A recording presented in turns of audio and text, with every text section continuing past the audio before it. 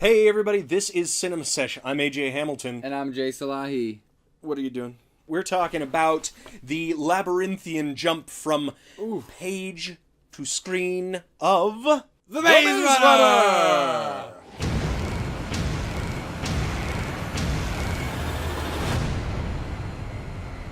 This is the first act of this three-act kind of, overall story. Because this movie doesn't end. That's the one thing. No, it really doesn't. It shoves you off into the next one. The next one. So yeah, absolutely. This series, as you're saying, it's labyrinthian. Labyrinthian. Yes. Is about kids trapped in a giant maze. Correct. Yeah. And it's told through the eyes of our protagonist, Thomas, a.k.a. Dylan O'Brien, the sexiest man alive. Oh, he's young. He's young. If I was a female the same age as me, I'd have a big crush on Dylan O'Brien. Probably. I understand I'm willing to admit that. I do understand that. Yeah. I get the attraction. He's a symmetrical face. Yeah. Yeah. He's got those deep eyes. Forget about it. Do you remember the first time you saw this? I saw this on HBO Go once for the first in the wrong aspect ratio, and it annoyed me. And then I bought the Blu-ray, and I've seen it twice since. So I've seen it 3 times total. How many times have you seen this?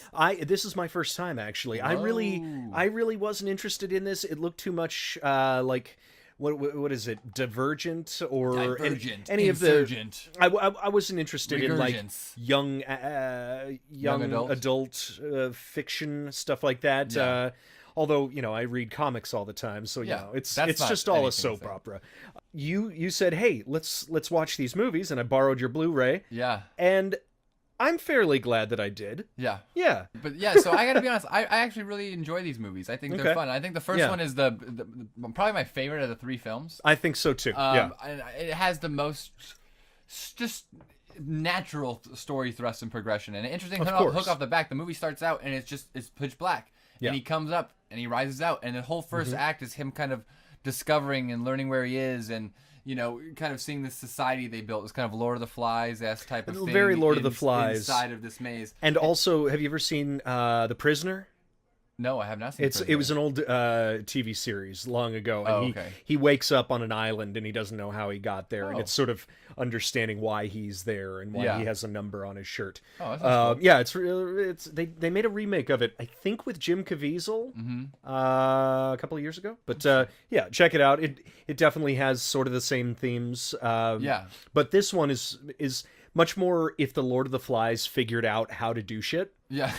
I mean, the closest person to not getting along is Gally, and it sort of makes sense why he doesn't in the thrust of it. Which I like about it, because it actually, like, he ends up becoming the villain of the story in a way. Of course. But he's not a villain because you totally see where he's coming from. Yeah. And you can see that situation, so you're not necessarily mad at him, or it's not one of those things that I roll my eyes and go, oh, this villain's got crazy thoughts. Like, I get where he's coming from. He feels like he is being unreasonable, but that's because you are on the side of the hero. It makes sense. Yeah. Just in general, I want to say that I think this movie is first-time director. Yeah. Wes Ball. I think he was like 28 or 27 when he did this movie. Fuck that guy. Good Lord. Wes Ball, fuck you. You're so talented. Jesus. Like, honestly, that's my favorite thing about these movies and this movie in general is the direction. And that's what I look at movies the most. Yeah. Everyone has like their own meter of how they grade things, and there's always one thing maybe they focus on, more people more story-based or this based. And for me, I'm all about direction and just seeing how things are put together and just placed there. 'Cause that's what I do. Yeah. So to me, it just shows amazing skill in terms of like pacing and just the cinematography and the flow of the story. And I was just really impressed. And the suspense he was able to build. Yeah. And the effects look great. That's the other thing. He was a visual effects guy, graphics guy. So he kind of more like Neil Blomkamp. Yeah. Has a great understanding of it. So with these lower budgets, he makes them look so big because he doesn't waste money, because he knows what to get, what to focus on, what you need to do to make it quick to light it. He's not confused on how to do the computer programs like I would be. Yeah, right. I'm sure a lot of people. Well, and to look at it, it never lacks in scale. Like it does. I mean, obviously they didn't build much of any of that. Yeah. Probably had like, I'm gonna guess they had like one 30-foot wall, X amount of feet wide that they green screen, and then the rest was green screen. Yeah, exactly. Like one, I'm saying a half practical wall. Okay, on one side, then green screen everywhere else. Sure, but I mean the workings of the doors and the maze itself. The Reavers, Grievers. Grievers. But yeah, the Grievers. are really the only, like, I don't know how I feel about their design still. I've seen them a couple times, and I'm like, well, is it cool? I mean, I like the idea. It's a spider mechanic. I don't know. What confuses me is kind of their origins. Like, did you grow this in a lab and then add on mechanical parts because it wasn't, like, what were you trying to do? And how much in control are the grievers by whoever, well, at this point, whoever is running this whole thing? Yeah. Yeah, that's a good question. I don't think it really matters. No, but it's an interesting thought. But the look of him is always interesting to me. But going back to, like, the premise of the movie, you are instantly kind of with him, because what's so great about the movie and the hook of it is it puts you in a position from the beginning where you want to get exposition. Yes. You want to find out what's going on. You want to learn. So the first half of this movie is really, I feel like, great, intense, maybe the best half of the movie, because you haven't expanded or explored, like, inside the maze yet. Sure. It's that mystery sense. It's like that, the shark's in there, the water. There's that. I love that first half suspense of movies always, and I think it's a great thing. There's no fat, I don't think, in the first half. No, there's not.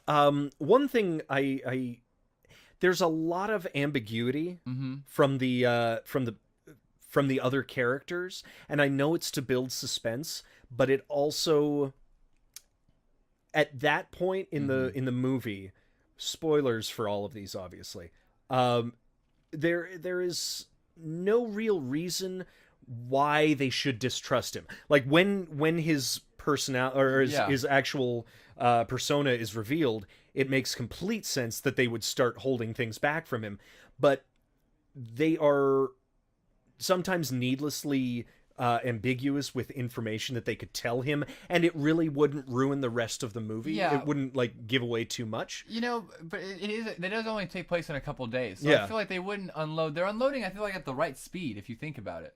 And I feel like as an audience, we get it at a good pace. Like, he's by the fire. They're telling, now that we've connected one-on-one, Newt and him have kind of bonded. Sure. They're sitting by, sharing that moonshine by on the log, looking out over it. And it's like, okay, he's been there for a day or two. And it's like, this is the first guy who's kind of connected with him outside of Albie. And, they're having that moment. And I think what's challenging about for the other people was that this kid is brand new. Sure. And it's day 2, day 3, and he's automatically in with the top people. He's in the main circle of the number 1, number 2 guy, and they like him. And I think that was the issue that was kind of sterling under them. And no, I get that. But even like, what did they say? They're like, the maze is forbidden. Oh, in the beginning, rather than being like, it's really dangerous, don't go in there. We have that unlocked. Mechanical spiders, bro. We've got runners. We only let the runners in because they're experienced with it. We'll tell you about it later. Yeah. Just more stuff like, of course, because they've experienced 3 years of this. It's and movie of course, things. It's a movie thing. And of course, they don't have a perfect society. They are essentially children setting up this society. Yeah. How did they get the idea? How did when Albie got there? Because Albie was the first one. So Albie's the leader. The leader, yes. And who's it played by? We have the information here. Oh yes, I like the actor. I haven't really seen him in anything else. He is Albie is Ami Amin, and he's also in Sense8. Oh, okay. I haven't seen that. That's I haven't either. Wachowskis.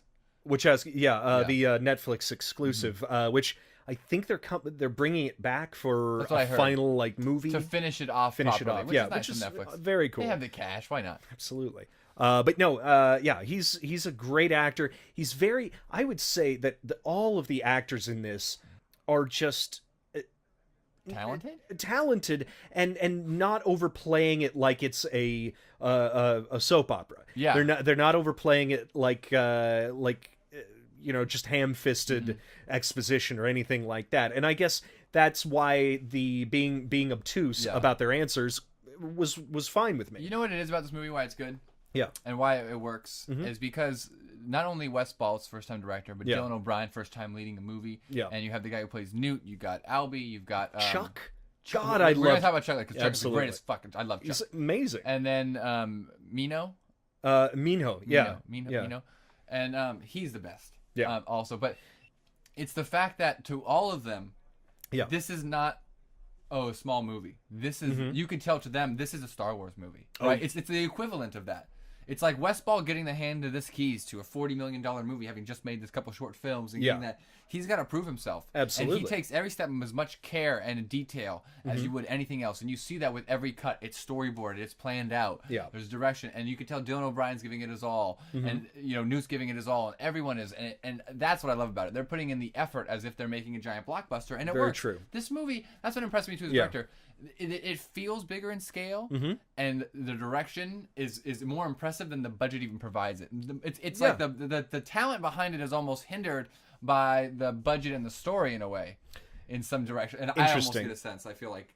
No, I agree with you. The interpersonal scenes with Chuck, with Albie, with Minho. Chuck is the youngest guy there. So. He's the second newest, right? He's only been there for what is it? Every 30 days? Yeah, something like that.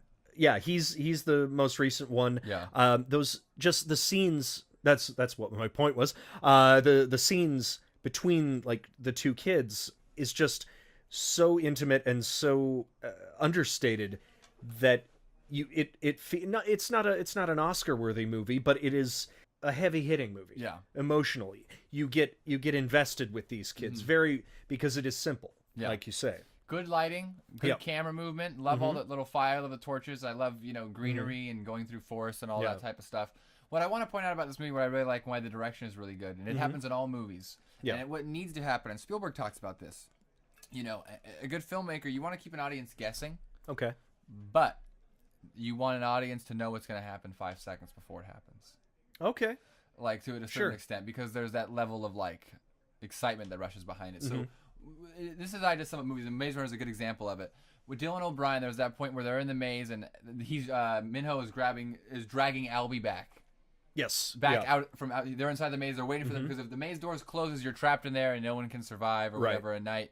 It's the next day. They've survived. The doors are starting to close in on them, and everyone in the glade. The glade, is waiting for them on the other side of this. It's like this tightening corridor. Yes.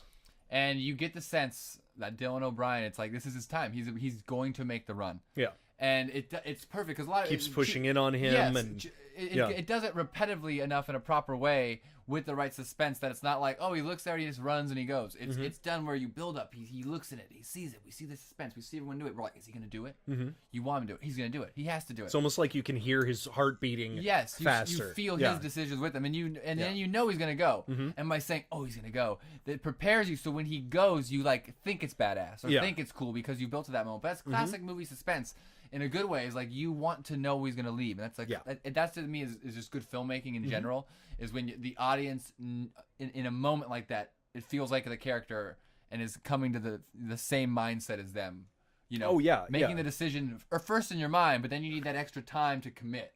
Yeah, right? And so that's the same thing we're doing when we're your brain sending the message to your body. Because if he just runs, we're like, oh yeah, of course he runs in it, but we didn't have time to develop the idea that we would enjoy it, if that makes sense. Right. Yeah. Or that it was our idea. Yes. Perhaps. Yeah. Exactly. Yeah, absolutely.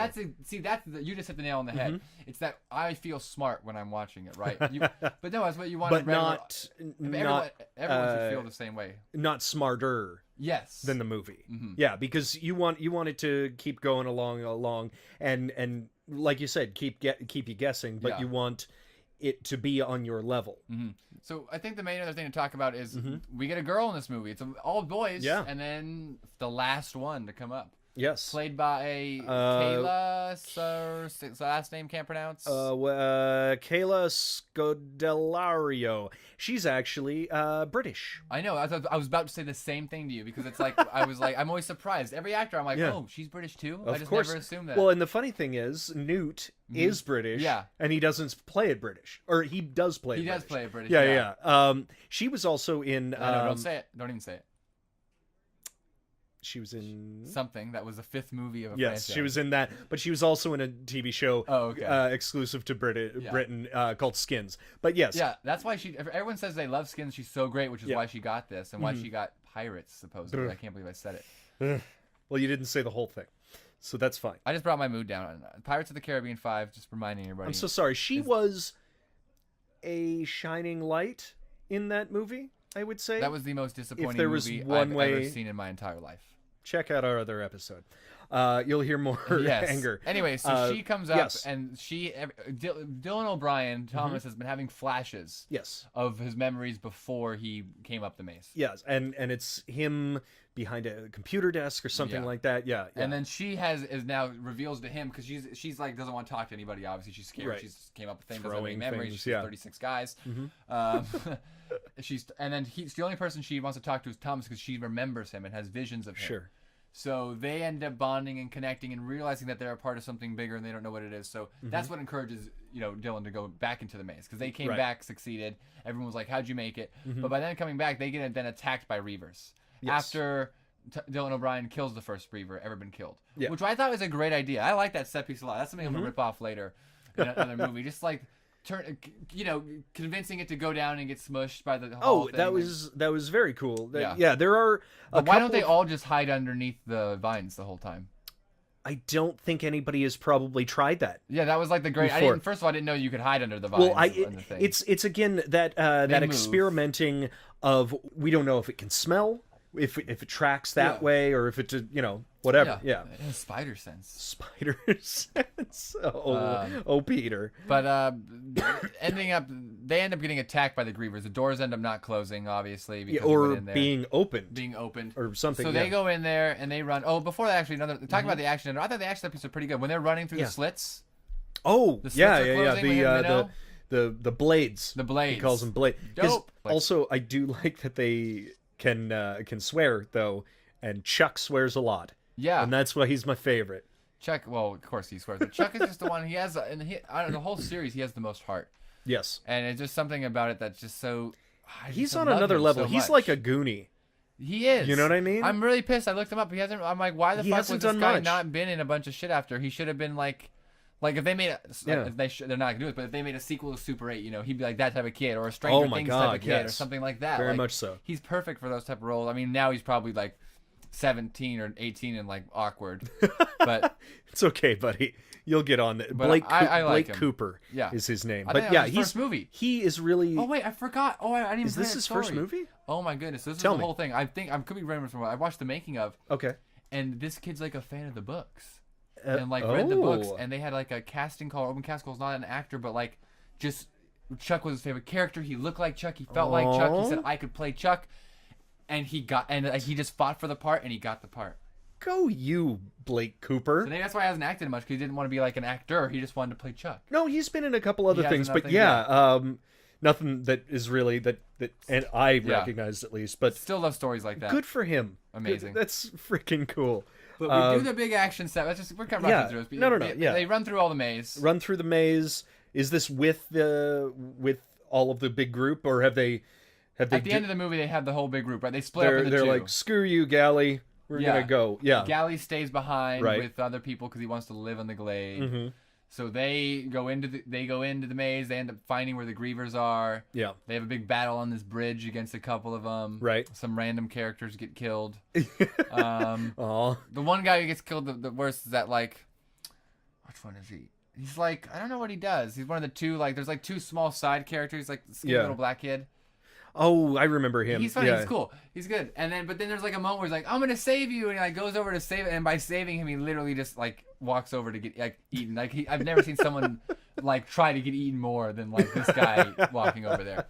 But they get in and they go to this whole thing, and we go to this big YA scene where we see the girl who's dead in white and the video recorder. And Ava Page. The whole situation is wicked. Yes, yeah, and she leaves a message to them that this is all happening, and then in the video we see her be killed. Yeah. And then they look over and see her body on the floor, which was, I actually really liked that attention to detail. I thought that was sort of a cool, like, you're seeing how this space got to it's like a memento type thing. It's reversing, and you're seeing where the aftermath came from. Mm. It's kind of a cool way to do it. I don't know if we didn't make this this caveat. Neither of us have read the books. No. By books. What's his name? James Dashner. That's a fucking James Dashner. Dude, yeah, that Dashnering.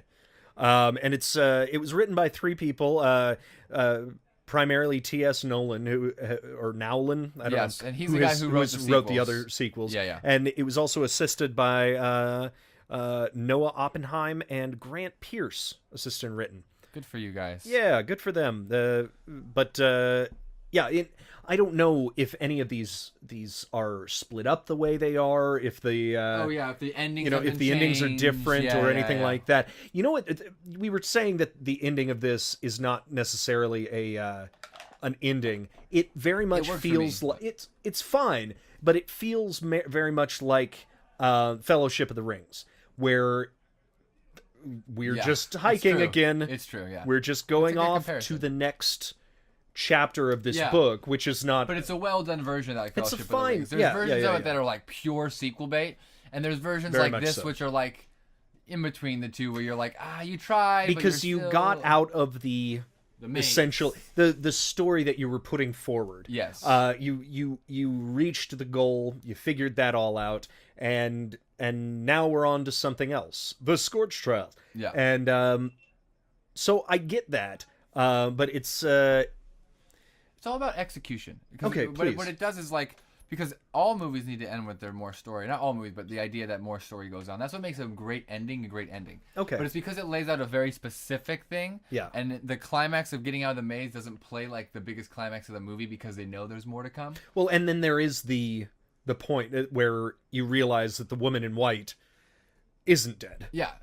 I mean, right after that scene. But what I mean by that is we talk about like the best endings of all. You talk about the first Pirates of the Caribbean. You talk about Dark Knight, or you talk about that there is potential. The idea, or the end of The Dark Knight Rises, or like a lot of these movies or series, that there's more story to tell. Well, people keep living. Exactly. So it's that idea that like the adventures continue. Yeah. Right. You don't need to see the adventures. I don't need to know like the end of the first Star Wars. If there was no sequels, it's like there's more adventures. Right? Sure. Or, there's more things to tell. It's that same kind of concept. Like, and I get it. It's the helicopter away, saving them, and sort of Spy Games. But doesn't this tell you? Are you ready for the Scorch, though? Right? Oh, it yes. That at the end. Yeah, of course. But you've seen Spy Games, right? With Brad Pitt. And, where he's being airlifted out, and you get it, and he's gonna go home, and they could tell this story about his continued adventures of whatever he's doing. But this is clearly, setting up for a larger situation. Yeah, larger story. And I get that. But the ending conference, I think that's good. Chuck's death is hard. I love that. What's it called? Comes back. What's his name?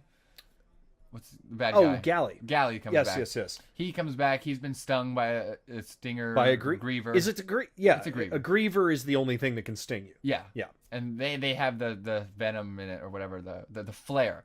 That's the thing we haven't even really talked about. The whole reason they're there is because of the flare. Because are 2 things. So there was a solar flare, correct? Yes. And then there was what they call the flare, which is a disease that we don't know what it does to you yet. Yeah. Really. I mean, people... We didn't know... Do they turn into cranks in this one? No, we don't see it at all. So we have no... People just, get Well, there's crazy. the one guy who chases them, so we don't see... Like, I guess they are cranks, but they're like...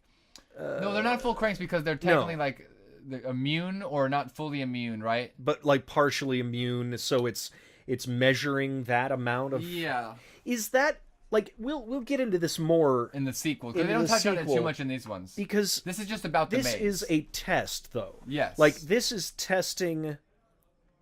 I gotta be honest, this whole series, I don't really get it. I don't get it either. By putting these kids through these tests, it creates this fucking thing in their brain. Dopamine, pheromones, or not? I don't know what it. Some sort of Couldn't you just make them do a bunch of push-ups or something? Right. Or just scare them with I don't know. No, it's like that. It's everything together. It's the whole experience. But I don't get it. I kind of it's kind of sad. I like these movies, but I kind of just overlook the fact that I don't really fully care or get the reason about it. Because it's a brilliant conceit. It's a brilliant idea for the beginning of a book to say these guys are in this miles wide maze, which is actually a scientific facility testing them. They're just rats. Yeah. But then you start picking it apart, why have murderous bug machines after them if you want to test which one is it strength No, because and the brilliance? They're trying to remember. They're trying to say who's immune, who's not immune. Fair enough, but it seems like they can also kill them. A lot of them die. Yeah, it's not like only a few make it out. It's not like the venom fucks them up. It's that they have like sharp claws. They're gonna fucking kill people. Yeah. I don't know. But then you realize, oh, they built this massive thing in the middle of the desert to test these kids. I don't know. Also, why are they not hot? They're like on the equator, right? Or are they in Denver? I've read two different things. I don't know where they are. It doesn't know matter where they are because they go they're to in a desert outside of it. So actually, Yeah. they have it pretty good. They live in a. They got a lot of trees. They got Yeah. some grass. Yeah, they Shade's Shade? nice. Yeah.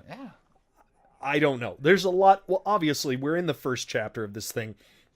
A lot of questions are left. And they actually, how do they defeat Galley in this? It's one of those things. It's like.